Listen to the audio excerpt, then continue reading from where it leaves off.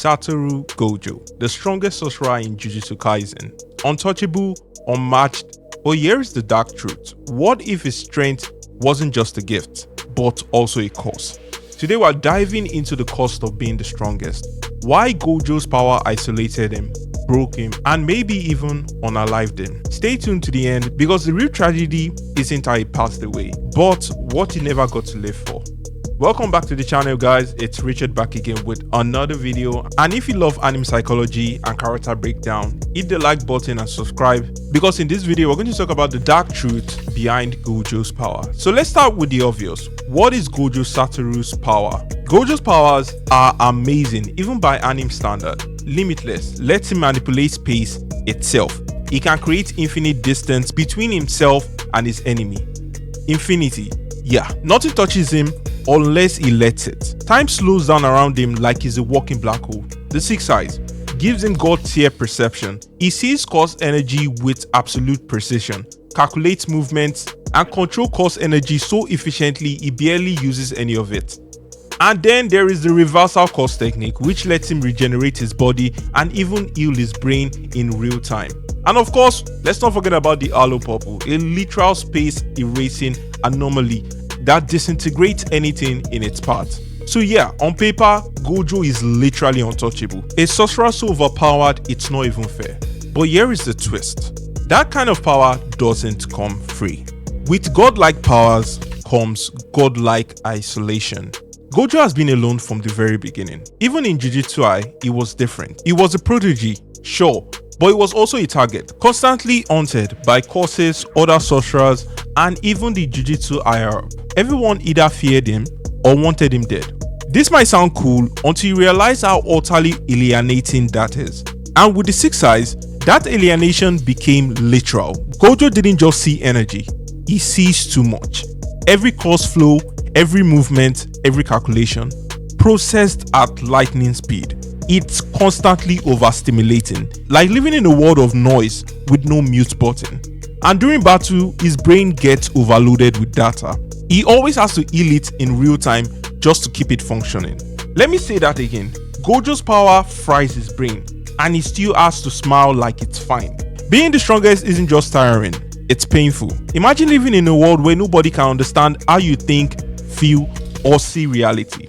That's Gojo's life. Every second, every day.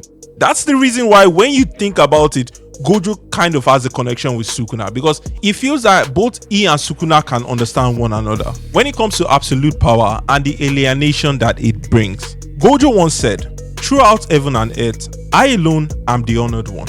Sounds arrogant, right? What if that's not pride, but loneliness dressed as confidence? Let's talk about Geto, Gojo's best friend. The only one who truly understood him. And what happened? Geto broke. The pressure of being the second best, the constant debt, and the moral grey of the Jujutsu world, it cracked him. It totally broke him. And Gojo, he had to kill his best friend with his own hand. Even his victory comes with scars. Let's take Rika for example, he couldn't save her. Let's take Nanami for example, gone while Gojo was sealed. Let's take Yaga for example, executed while Gojo was sealed. These are people that he could have saved if the conditions were right. For someone called the strongest, Gojo sure loses a lot of the people he cares about. And to top it all off, his strength makes him a political threat. The higher ups don't trust him, they fear him, and they feel it's very convenient when he's sealed away. Even in a world full of monsters, Gojo is too dangerous to be free. He wanted to raise the next generation, to build a better world where kids like Yuji, Megumi, Yuta, Nobara didn't have to suffer the way he did. But ironically, his strength became the very reason the system refused to change. The elders knew that as long as Gojo was around, it was a check against their corruption, so they waited. The moment he was trapped, they showed their real colors. And when he finally returned, he faced Sukuna at full strength. And what happened? This is a spoiler. He lost. Gojo died. Not screaming, not angry, but smiling. Because in his final moment, he realized something. Maybe he just wanted somebody to surpass him. That wasn't just about strength, it was about connection. Gojo didn't want to win, he wanted to be understood. And Sukuna understood him perfectly well. So here's the question. What is the dark truth behind Gojo's power? It's this. He was never free. Not emotionally, not mentally, not politically. His power became his prison. Strength without equal, vision without limitless, a soul without peace. Gojo was caused not by Sukuna, not by Kenjaku, but by his own potential. He was born different, raised to be a weapon, worshipped as a god, and yet in the end, he was just a man. Tired, lonely, craving connections. So, I'll leave you with just one question.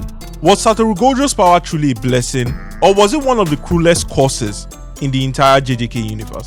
Let me know what you think in the comment section. I'll be reading and replying to as much as I can. And yeah, if you enjoyed this deep dive, make sure you like, share, and subscribe. And try hitting the notification bell for more anime breakdown, character psychology, and what if battle every week. This has been Richard, and I'll see you guys later.